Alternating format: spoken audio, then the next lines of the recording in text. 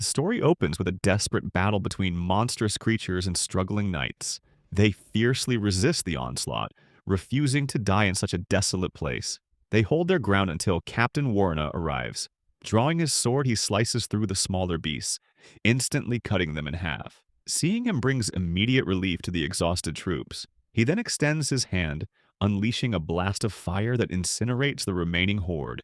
For the final creature, he steps forward and cleaves it in two, ending the threat. Stepping toward a fallen comrade named Gil, Warner urges him to his feet, refusing to let their mission end in tragedy. Gil chuckles hesitantly, expressing sheer amazement at how he practically eradicated the entire swarm single-handedly. Modestly brushing off the praise, he credits the collective effort of the North Hawk Knights of the Liefeld Kingdom. He then officially commands everyone to return home. Relieved that the grueling one-year subjugation expedition is over, they celebrate their survival, acknowledging they would have perished without his strength. The lively atmosphere prompts Gil to tease him about his impending marriage to Princess Talon, the third princess of the realm. Flustered by the announcement, he playfully wrestles him, insisting nothing is official yet since they have not even held hands. The lighthearted banter provides a much-needed release after enduring hellish conditions, marking a triumphant moment for a commoner to earn a royal title. Later, they arrive at the audience chamber in South Curranport to report to the king. The surrounding nobles mutter in disbelief that they survived such a deadly ordeal. Bowing respectfully, Warena Grenville officially announces their successful return. The king warmly commends his monumental achievement, noting that the victory eases the parliamentary pressure on the crown. In a final display of humility, he redirects the praise, expressing deep gratitude that every single knight survived the mission. In the audience chamber, the king corrects the previous statement, claiming that strictly speaking, all but one knight survived. He coldly declares that Warena is officially dead. Confusion sweeps the room as the captain insists he is very much alive, but the monarch merely offers a quiet apology. Suddenly, the royal guards level their spears at the hero. Shocked, he demands an explanation. Warning him to stay back, the sovereign orders an official to read a royal decree. The document falsely proclaims that the North Hawk Knight Captain perished in battle, promising compensation to his family and announcing the abrupt cancellation of his engagement to Princess Talon. Stunned, he struggles to process the sudden betrayal. The monarch asks if he has seen her yet. When he shakes his head, the ruler murmurs that it is probably for the best. Fearing for her safety, he reaches for the decree, desperate to know if something happened to his fiancée. A courtier attempts to block his path, but the captain shoves the man aside, his frustration boiling over. He reminds the court of the blood he spilled and the life-threatening risk he took for the kingdom, while they sat safely behind castle walls, fiercely demanding the hidden truth. Meanwhile, at a bustling inn, the unaware subordinates celebrate their victorious return. They cheer and drink, entirely oblivious to the tragedy unfolding at the palace. Gil laughs off his superior's absence, assuming he is simply busy reconnecting with the royal family after a long year away. In reality, Warena sits alone on his bed, paralyzed by the horrific revelation. During the confrontation at the castle, the devastating secret is finally unveiled to him. During his absence, the princess secretly fell for a handsome court count and is now engaged to him. As the cruel truth is delivered, the guards force the heartbroken knight to his knees. Immobilized by shock and betrayal, he listens helplessly to the taunting whispers about her new romance, completely shattered by the kingdom's deception. Seething with rage, Warena destroys his room, resenting that his treacherous fiancé ultimately chose noble blood over a commoner's honor. He bitterly reflects on his 20 years of loyal service, realizing that risking his life as the kingdom's shield meant absolutely nothing in the end. The sickening betrayal brings back the dark, heavy emotions he has not felt since his very first kill. Later, he stands outside the castle gates, ready to leave it all behind. Suddenly, Ellie rushes up to him. Upset that he is leaving without a word, she demands an explanation. He apologizes, smoothly lying that he was simply dismissed from his knightly duties, and now plans to enjoy a slow life in the countryside. Shocked, she presses for the real reason and worries about the remaining troops. He deflects, assuring her that Gil will handle things perfectly alongside his own childhood friend. He keeps the painful truth to himself, desperate to protect her from the dangerous royal conspiracy. When she asks about his destination, he reveals he is heading to Norwald. She immediately complains about the dismal northern frontier, but he playfully tucks a strand of hair behind her ear and jokes about her coming along. Deep down, he deeply appreciates her kindness, which makes leaving the heartless princess in the corrupt kingdom a little easier.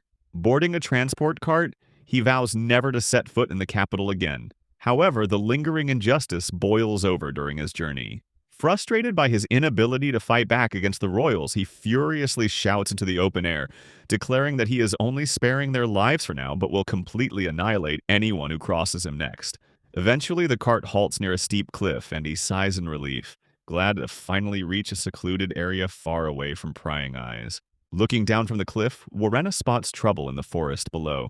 Two young children are being ruthlessly cornered by a group of hulking barbarians.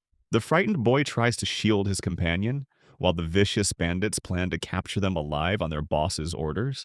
Unable to hold back their fear, the children cry out for help. Suddenly, a massive shadow falls over the attackers. Leaping from above, he crashes into the bandits. The men are completely caught off guard.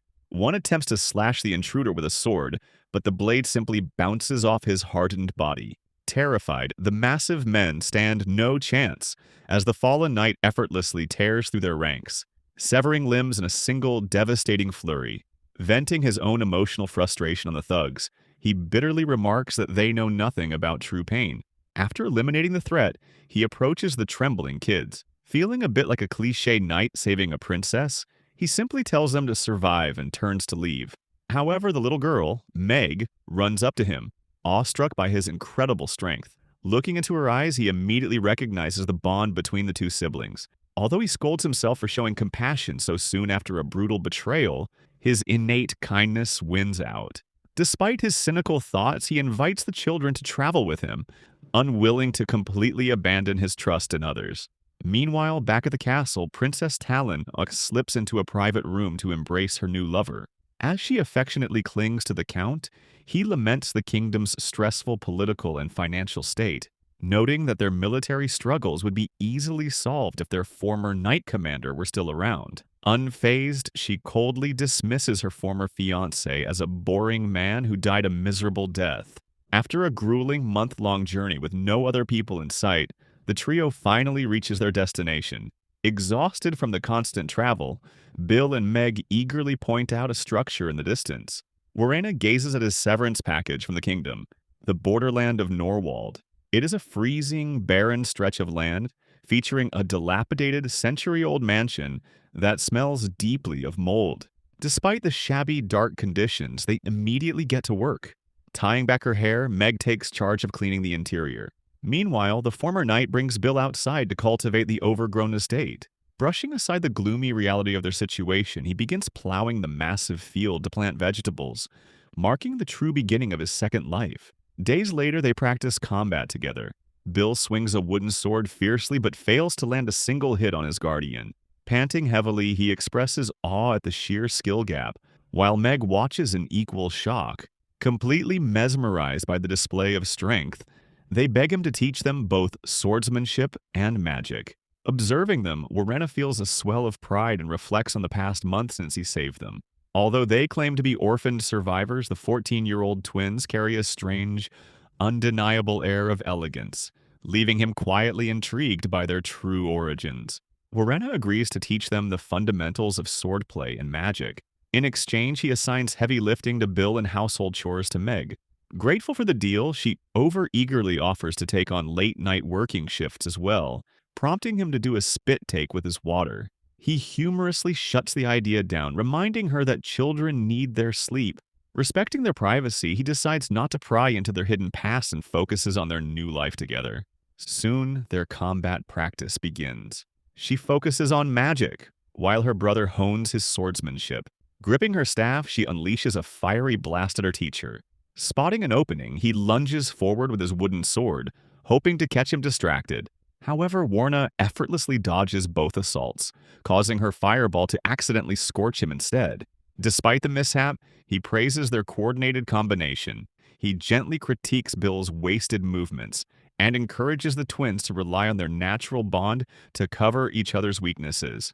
Having spent his entire life surrounded by death on the battlefield, he finds profound peace in his new routine of tilling fields and training his young wards. He genuinely begins to enjoy this relaxed, slow life. However, the tranquility shatters one afternoon when they return home to find a familiar face waiting. Ellie has tracked him down. Bill immediately teases him for already attracting someone so soon into their exile.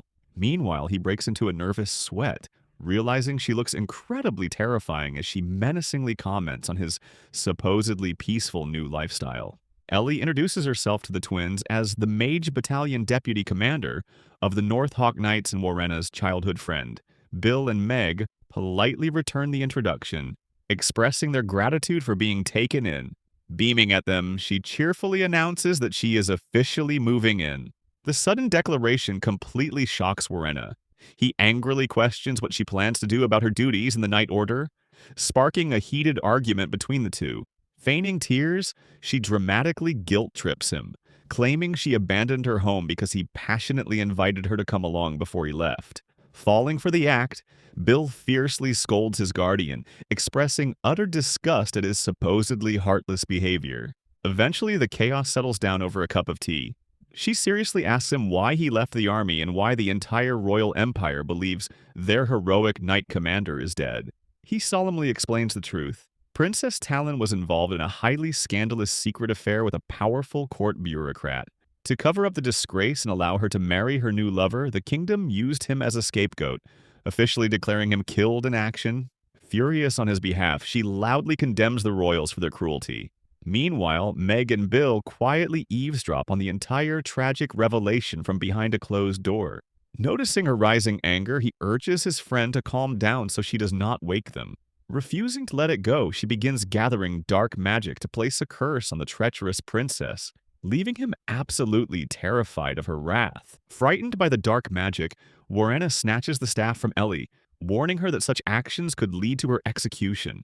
Bursting into tears, she laments the sheer unfairness of his situation. Reaching out, she gently places her hand over his, noting his exhausted expression and suggesting he desperately needs the comforting warmth of another person. Outside the door, Bill and Meg blush furiously as they eavesdrop on the intimate moment. Eager to see what happens next, he impatiently nudges his sister. However, she frantically denies pushing him, realizing with dread that something else is crawling right behind them. Inside the room, he gazes at his friend's gentle smile, bitterly wondering if the treacherous princess ever looked at him with such genuine warmth. Despite his companion's comforting presence, his heart remains heavily scarred. He is utterly terrified of exposing his vulnerable side and suffering another betrayal. Suddenly, a strange noise interrupts his thoughts. Hearing the siblings cry out, the two adults quickly rush to the door. To everyone's shock, they find a mysterious figure collapsed on the floor. Gathering around the unmoving body, they cautiously wonder if the sudden intruder is even human.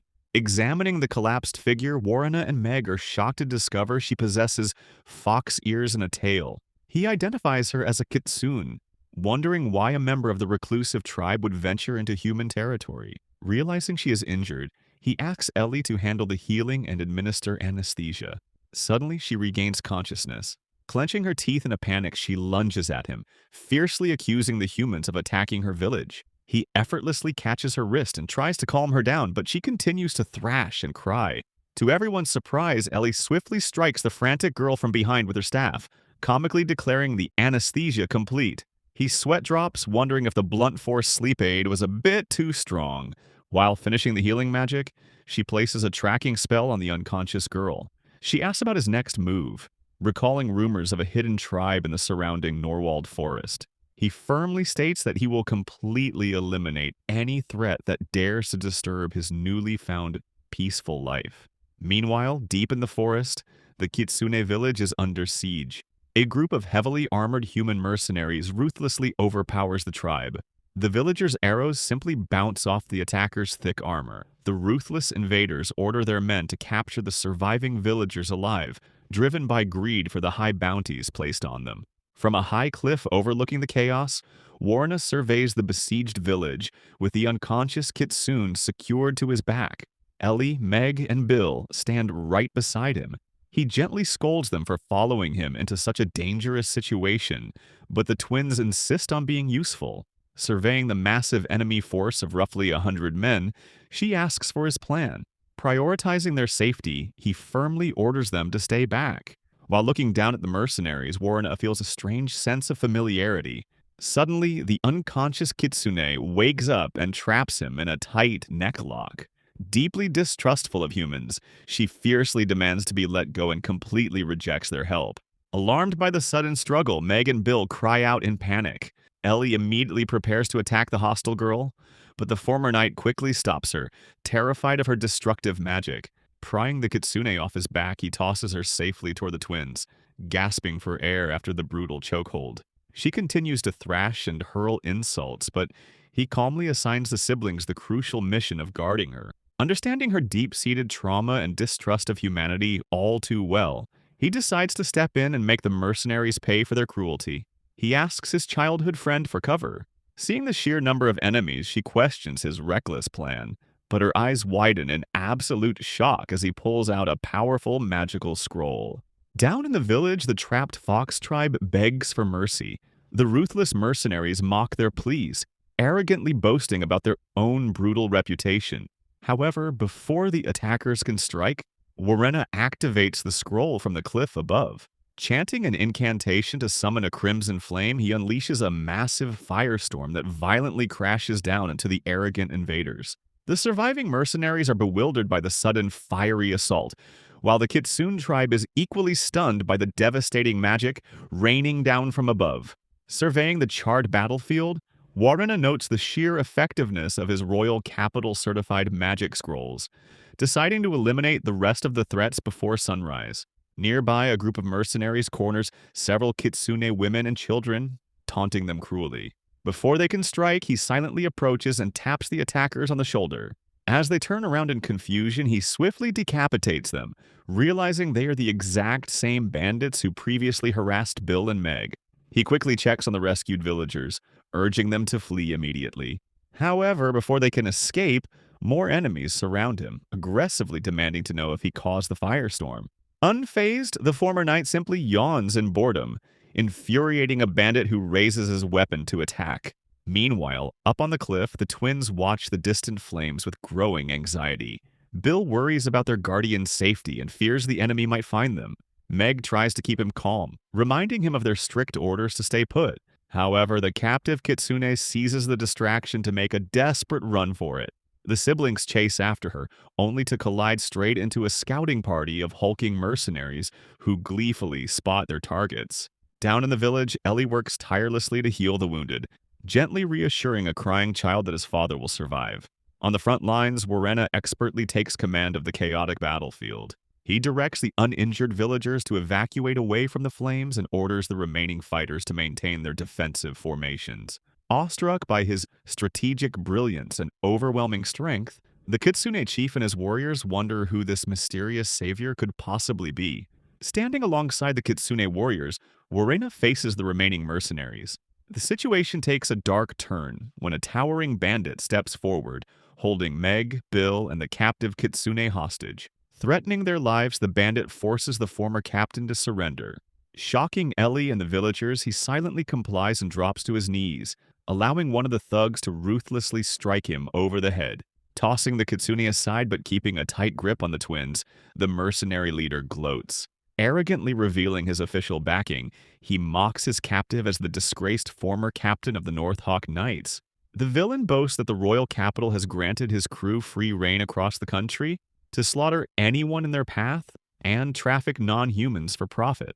However, the arrogant display quickly falls apart.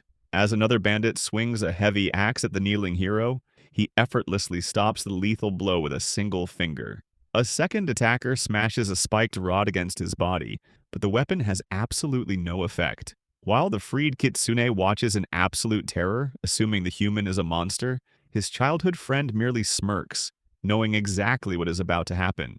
Applying just a fraction of his strength, he shatters the massive axe into 1,000 pieces.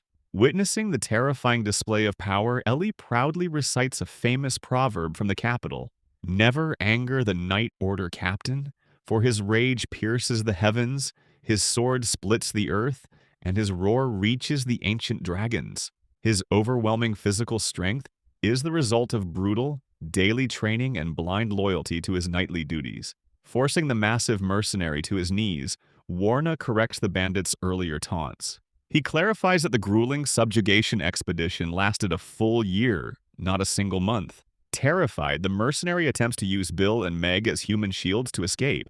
However, the former captain effortlessly slashes through him, correcting another mistake. They are the North Hawk Knights, not the Northern Falcons. On the verge of death, the bandit spots a distinct amulet on the hero's sword, realizing too late that he is facing the legendary commander. With the enemies taken out, Ellie smiles proudly. He delivers a final verbal blow, asserting that even a dismissed knight of his order is vastly superior to such criminals. As the dust settles, the rescued Kitsune questions why a human would save their kind. He calmly responds that race does not dictate who he protects, declaring that he refuses to let anyone cry in his territory. Recognizing the true mark of a noble leader, she expresses her deep gratitude. Noting the rising sun, he suggests they all head home to finally get some rest. When the younger Kitsune girl asks for his name, he reflects on his past. Knowing that his previous identity is officially dead, he embraces a fresh start and introduces himself simply as Dan. The long, chaotic day ends, seemingly marking the beginning of his quiet, slow life. However, his hopes are quickly shattered. Sometime later, a knock at the door reveals the young Kitsune.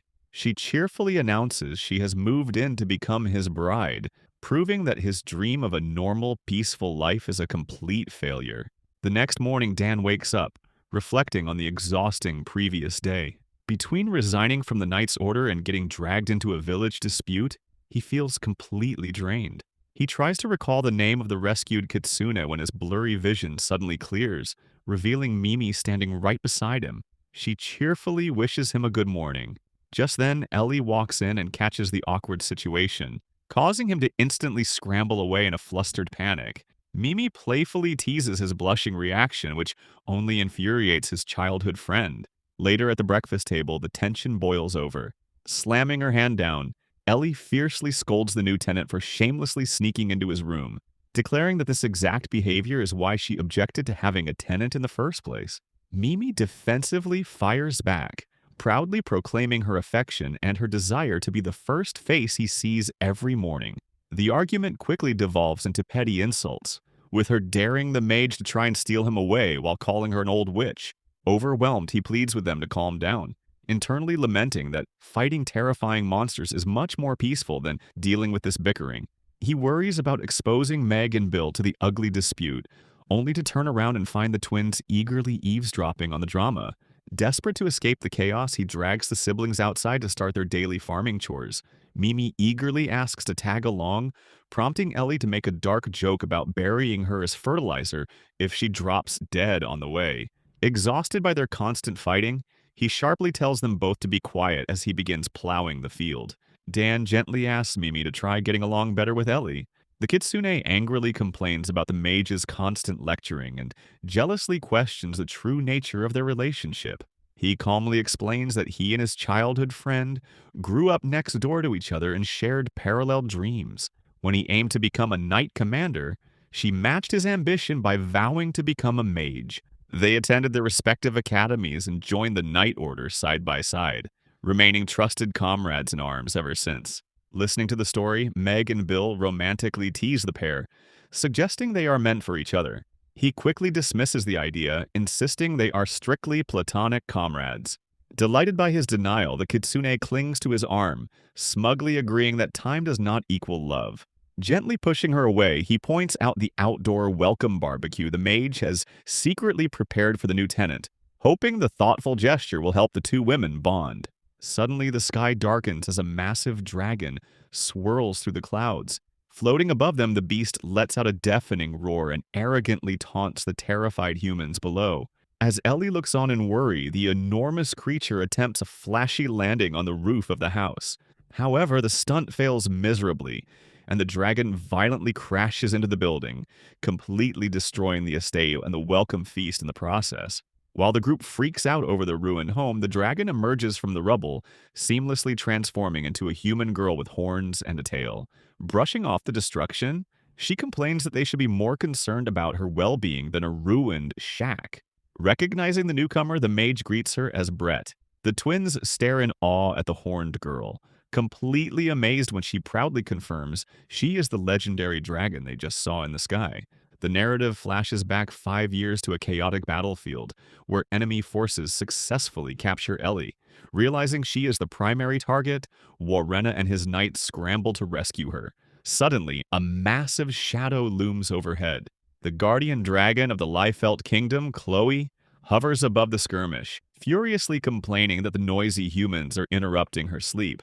Assuming the beast is a reinforcement, the knights hesitate, but the enraged dragon seems ready to obliterate everyone in her path. Unfazed by the creature's wrath, the newly appointed knight commander bravely steps forward. Desperate to protect his cherished comrades, he selflessly offers his own life and servitude in exchange for a contract with the ancient dragon of the southern sky. Recognizing his lineage and noting his resemblance to his blockhead grandfather, the amused dragon accepts the pact, hoping the mere human will cure her endless boredom. Returning to the present, Bill, Meg, and Mimi stare in utter shock at the horned girl, arrogantly confirming her identity as the ancient dragon. She haughtily demands the group bow before her. However, Dan immediately catches her head in a punishing grip, furiously scolding her for destroying his home. Instantly dropping her mighty attitude, she frantically apologizes to her master. She explains that she dropped by the royal capital on a whim to find him, only to discover he was missing. Thoroughly confused by his new lifestyle, she asks why the kingdom's strongest knight commander is hiding out in such a remote, dilapidated wasteland. Prioritizing their immediate survival as the sun begins to set, Dan avoids explaining his situation right away. Instead, he orders everyone to help set up a camp so they do not freeze to death in the wilderness. He urgently asks Ellie to salvage some usable fabric from the rubble of their destroyed home. Once the makeshift tent is built and night falls, he finally sits down and explains his tragic circumstances to Chloe. She finds his tale of a stolen fiancé, his unceremonious dismissal, and his exile from the royal capital utterly vexing. Trying to change the subject, he asks why she is sharing his tent instead of sleeping with the other women. She teasingly accuses him of running away on a romantic getaway with the former saintess and gathering a questionable harem with the twins and the Kitsune. Flustered, he insists that he tried to stop his childhood friend from following him, and that the rest of the group was gathered by pure chance. Attempting to regain the upper hand, he questions her unnecessarily revealing outfit. She smugly replies that she chose a form specifically designed to fluster a human male. Shifting to a more serious tone, she notes that he clearly has not told his childhood friend the dark truth about his past. The narrative flashes back 5 years to the chaotic battlefield. Suddenly, a sinister, overwhelming dark energy strikes Warrena. The terrifying aura causes the air itself to tremble, deeply unsettling both the enemy forces and his own knights. As his subordinates try to check on him, he desperately orders them to stay back and run away. Seizing what looks like an opening, an enemy soldier lunges forward to claim the commander's head. However, the corrupted knight effortlessly catches the attacker by the neck and brutally crushes him in an instant. Completely consumed by the sinister power, he loses control of his own body as his eyes glow a menacing red. Warrena lets out a deafening roar. Moments later, the battlefield falls silent, with all enemy soldiers brutally defeated. His knights stare in awe, amazed that their commander tore through armor with his bare hands. Ignoring the carnage, he rushes toward Ellie, desperately checking on her condition. However, a terrified comrade hastily erects a protective barrier, preventing him from getting closer to the injured mage. Looking at his trembling hands and sensing his ally's fear, he horrifyingly wonders if he was the one who caused the devastation. Snapping back to the present, Dan reflects on his lingering guilt. He admits he could never forgive his own weakness, which drove him to train endlessly until he became strong enough to protect his loved ones and control the ancient dragon's overwhelming power. Sitting across from him, Chloe explains that her blessing is often too savage for a human to bear, typically poisoning mortals with impulses of pure destruction and uncontrollable fury. She praises him for surviving his very first transformation so well. He expresses his gratitude, knowing they would have been completely annihilated without her intervention. She knowingly points out that his terrifying loss of control is the real reason he keeps his distance from his childhood friend. He solemnly agrees. Thankfully, his companion was in shock and has no memory of his violent rampage, but his deep guilt convinced him he had no right to stay by her side. Smiling warmly, she beckons him closer. He defensively protests, insisting he is a grown man, but she ignores his complaints and fondly pats his head. She remarks on how nostalgic it feels, recalling that she has not done this since he was 10 years old. Amused, she notes that he is just as stubborn and childish as his grandfather. Meanwhile, heavy rain pours down in the royal capital. In the royal capital, anxious subordinates press the new commander to review urgent documents scheduled for the king's desk by morning. They also deliver alarming reports about barbarian movements near the southwestern Gurkha fortress. Overwhelmed and panicking, he reluctantly agrees to read them. Collapsing at his desk, the stressed knight laments his sudden promotion, feeling entirely unequipped for such massive responsibilities.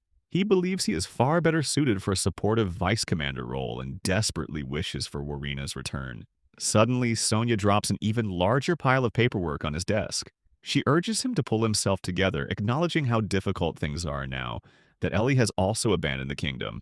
As she leaves him with a reminder that everyone is counting on him, he remains miserable. He fears the military is doomed if a war breaks out, bitterly blaming his predecessor for leaving them in such a vulnerable state. Elsewhere in the palace, Princess Talon stands on a gallery balcony in the pouring rain. Her new husband approaches, gently warning her that the cold weather is bad for her health. She coldly complains about her deep disdain for the rain, hating how it ruins her clothes and dirties her shoes. Trying to comfort her, the Count assures her that the gloomy weather, her sour mood, and the kingdom's current struggles will all clear up soon. Back at the makeshift camp, Chloe continues to gently pat her master's head. She knows he desperately needs this fleeting moment of peaceful healing before the next inevitable storm arrives. Silently vowing to nurture him like a mother and protect him as his sword, she promises to support him as long as he remains true to his path.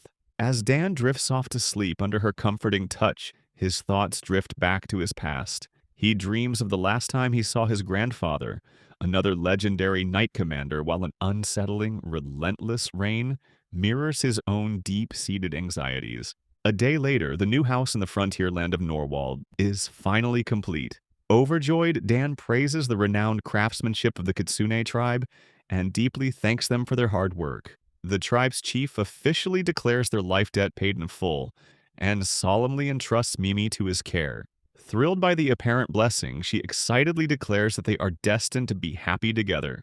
He quickly protests, reminding her that she forcefully invited herself into his life.